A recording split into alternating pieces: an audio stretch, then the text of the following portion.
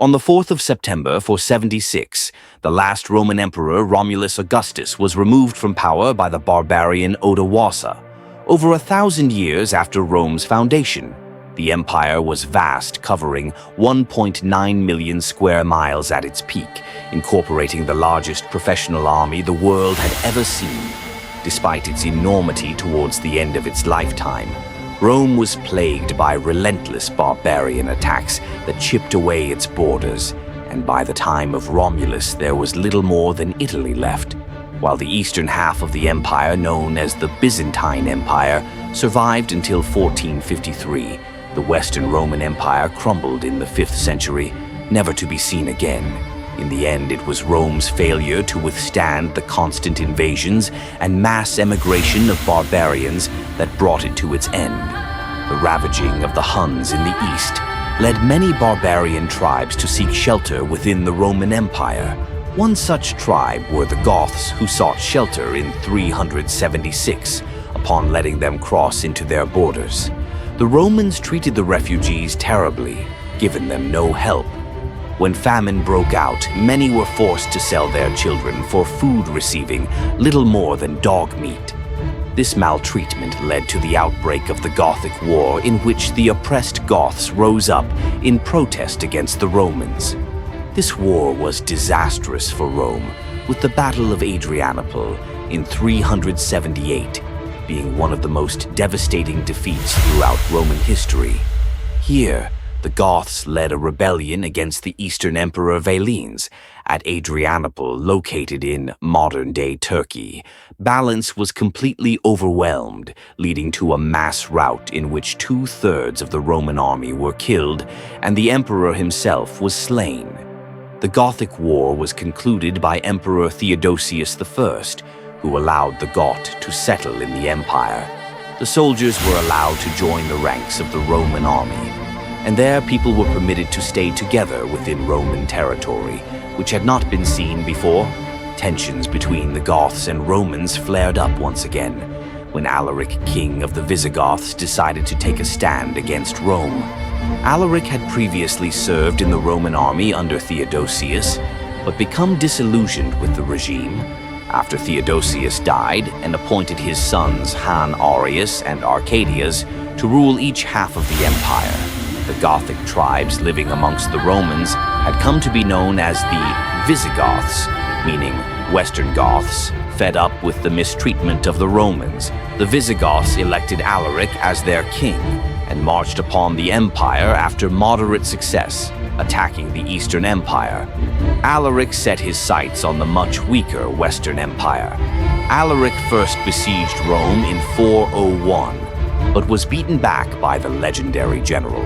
Still a co-emperor, Honorius became increasingly detached from events, moving his capital to Ravenna, near modern-day Venice, in response to Alaric's invasion.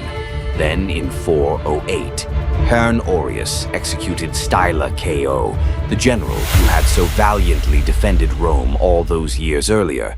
Leaving the city wide open to attack Alaric, returned later in the year and perceives Rome until its starving citizens agreed to pay a great ransom and installed a rival emperor to represent Alaric in negotiations with Han. Rius.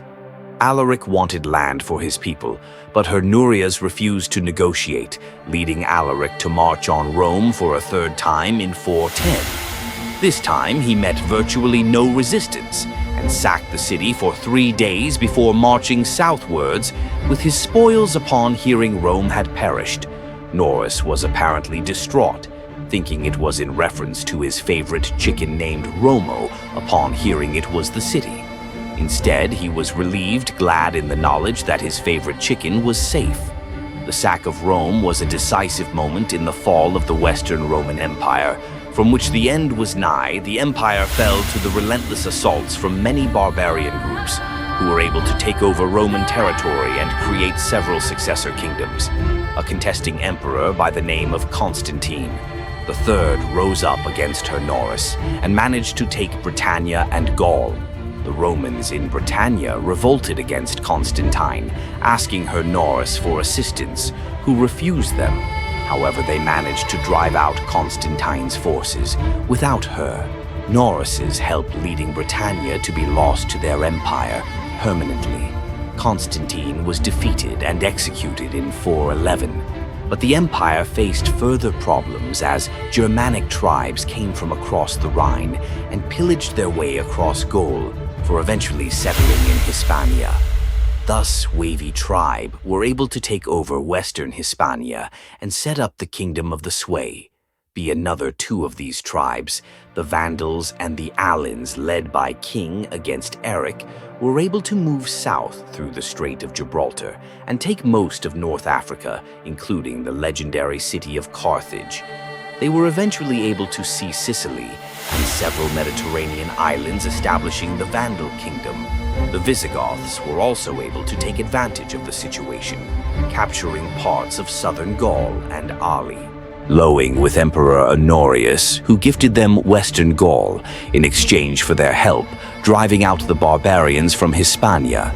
The Visigoths soon turned on their ally and started taking undefended Roman land before the invasion of the Tale of the Huntin forced them to once again ally with the Empire once Attila was successfully driven back, having sown chaos across Gaul and decimating large parts of the Roman army.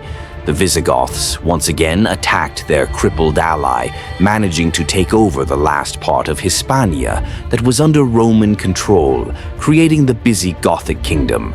At this point, the Western Empire had little left. The senior military commander of the Roman forces Orestes deposed his emperor Julius Nepos in 475 and placed his son Romulus on the throne. At the same time, the Federati, who were the barbarian soldiers in the employment of Rome, sought land within Italy for their service. Orestes refused them, and so they turned to Odo, a Sir and official in the army. Odo, a Sir, led the group against Orestes, successfully killing him before they marched against Romulus. Odo Acid opposed Romulus, but spared his life as the emperor was only 16 years old. Odoacer became the king of Italy, sending the imperial insignia to the Eastern emperor, signifying an end to Rome's imperial power in the West. While it was a barbarian invasions that eventually brought down the empire, the causes of Rome's fall were vast. Rome saw massive issues due to the colossal size of its empire. The empire reached its territorial peak in 117 under the Emperor Trajan. With its borders stretching from Britain to Syria, this led to many problems. One of these was that communication could take weeks or longer to travel from the frontiers to the capital, meaning it was difficult to manage the administration of distant provinces. It was also impractical to oversee wars in areas such as Syria or Germany from a position in Italy. For these reasons, in 285, the Emperor Diocletian decided to divide the empire into a western and eastern half that were to be ruled by two different emperors of equal power. This plan saw short-term success, with each half being able to govern its provinces and defend its borders much more effectively. But in time, it spelled doom for the Western Empire. The Western Empire began to fall into bankruptcy as the Eastern Empire contained a majority of the wealthy provinces, while many Western provinces were focused on agriculture and were much poorer. The funds of the Western Empire were also devastated due to constant war, whoeverese barbarians at the gates or internal civil wars.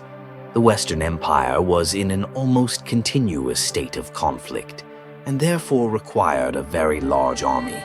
This army ate heavily into the budget of the state, leading development of infrastructure and civil projects to be put on the sidelines in favor of military expenditure. Rome's economy was also driven by slave labor after the expansion of Trajan. Further emperors acted much more defensively and sometimes lost more land than they gained. This lack of expansion meant that no new people were conquered, and therefore there was no steady supply of slaves to fuel the economy. This caused the economy to collapse as it could no longer sustain itself. A lack of funds meant the state had much less money to spend on the army, causing there to be a shortage of professional legionaries.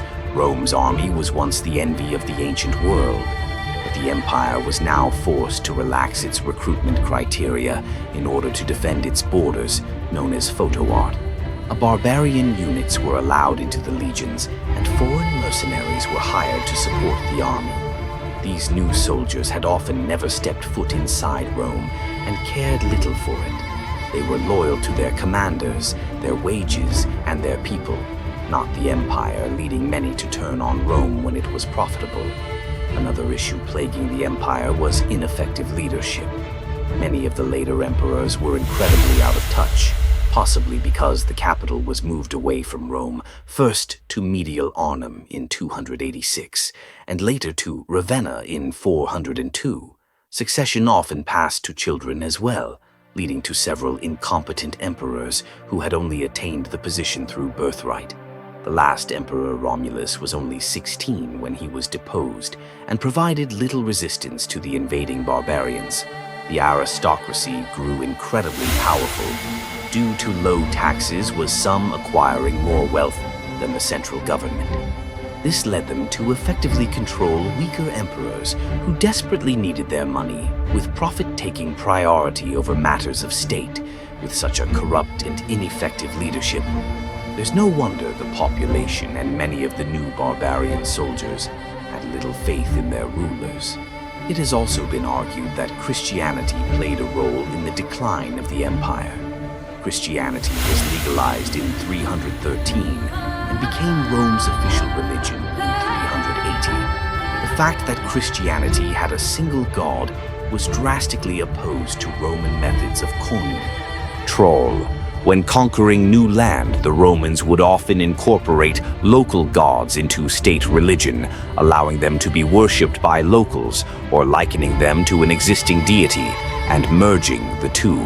This was an effective tool of Romanization, slowly integrating the newly conquered into Roman society. Having multiple gods also allowed the Roman emperors to be worshipped as gods, and it was from this that they gained a lot of their legitimacy. The first emperor, Augustus, deified his adopted father, Julius Caesar, and proclaimed himself as the son of a god. Christianity could not allow this, however, leading to the loss of a significant amount of authority for the emperors, and making the process of integrating new people much more difficult.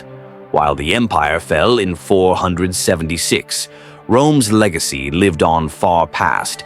This day, the empire managed to survive territorially with the Byzantine Empire, keeping the Roman East alive until its fall in 1453 to the Ottomans. The empire even saw a resurgence of salt in the West, with Charlemagne, king of the Franks, being crowned the Holy Roman Emperor in 800 AD. Roman culture has had a tremendous effect on the Western world, with many European languages seeing their roots in Latin, such as French, Spanish, and Italian. Rome's religion, Latin Christianity, also saw complete dominance over the medieval West, with the Pope serving as a figurehead for all of Europe from his seat in Rome. Roman technology and infrastructure also helped greatly in the development of Europe in the Middle Ages, with many Roman towns still being important today, such as Londinium, the predecessor to London. So while the empire fell with Romulus, his influence has persisted throughout history, marking it as one of the most impactful empires to have ever existed. And this brings us to the sponsor of the video, The Great Courses. Plus The Great Courses. Plus, a world of knowledge is ready at your fingertips, available anytime on any device. With a subscription, you gain access to lectures from the world's greatest professors and experts, from Neil deGrasse Tyson to National Geographic and the Smithsonian. A subscription gives you unlimited access to a huge library of over 10,000 videos, with lectures ranging from art, science, math, history, business, and many more. If you want to learn how to cook, play chess, or become a better photographer, The Great Courses Plus is the service for you. One course we would highly recommend is The Rise of Rome. This course delves into the early days of the Roman Republic, the unification of the Italian peninsula, the rise of Julius Caesar, and much more. This 24-part lecture series is a must-watch for anyone interested in history, and right now, the Great Courses Plus is offering the Life Guide viewers a free trial. So, what are you waiting for? Visit the Great Courses plus.com/the Life Guide. Click on the link in the description and start your free trial today.